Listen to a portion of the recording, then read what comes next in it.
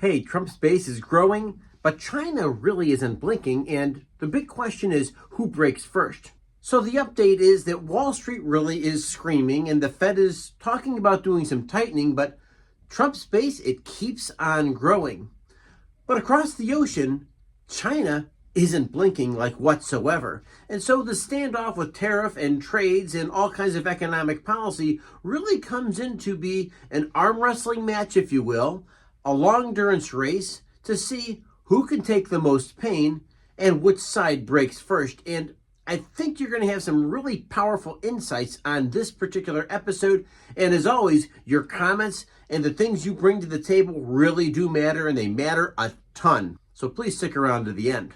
So the bottom line is domestically, Trump's really showing a lot of support back home inside the United States, but Trump's support is intensifying. The rallies are back. The midterms are his next proving ground. Meanwhile, Wall Street is getting pretty jittery. If your 401k or 403b plan's been affected, hey, leave a comment below. Mine's been affected for sure. And so with that, the market's constantly making a swing. The Fed's whispering DC budget cuts continue, and the middle class is still bracing, right? And so Trump's populist momentum really is growing, which is kind of interesting. We're all feeling a little bit of economic pressure, and Trump currently, his support is running hot, running strong, and not running thin, at least not yet. But then there's China, right? And China stays pretty quiet. By nature, China is quiet. And when they step up, they usually let their actions speak louder than their words. But check this out, because while headlines swirl here in the West, Beijing is really, really tight-lipped, and they tiptoe. They don't panic. They don't press conference. They do a lot of just cold maneuvering and expanded trade talks, for instance, with Russia, not the United States. They are also dealing quietly with Saudi Arabia, trying to get oil production. Increased yuan-dominated interactions taking place in the continent of Africa as well. So make no question about it.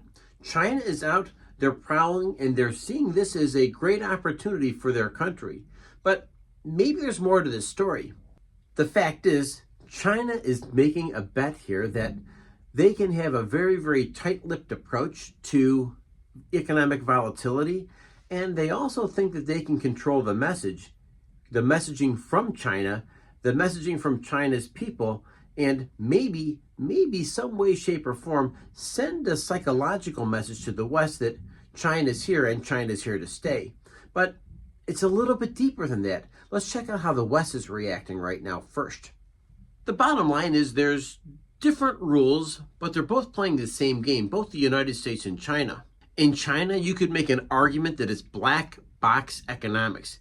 Translation, numbers are filtered and their narrative is very, very controlled. Just face it, talk about their freedom of press over there. There is no freedom of press nor freedom of speech. And as a result, the Chinese Communist Party really controls the messaging there. While Wall Street does panic and Wall Street does send palpitations through the investment world, the fact is China hurts. The world doesn't quite see it, and China doesn't even acknowledge the pain. So we're watching our economy, and China, in the meantime, seems to be enduring the pain. But I would argue that China's government allows the people to endure the pain, and they're never heard. So global leverage and the Wizard of Oz behind the curtains? Interesting thought here, but let's face it, Trump wants tariffs.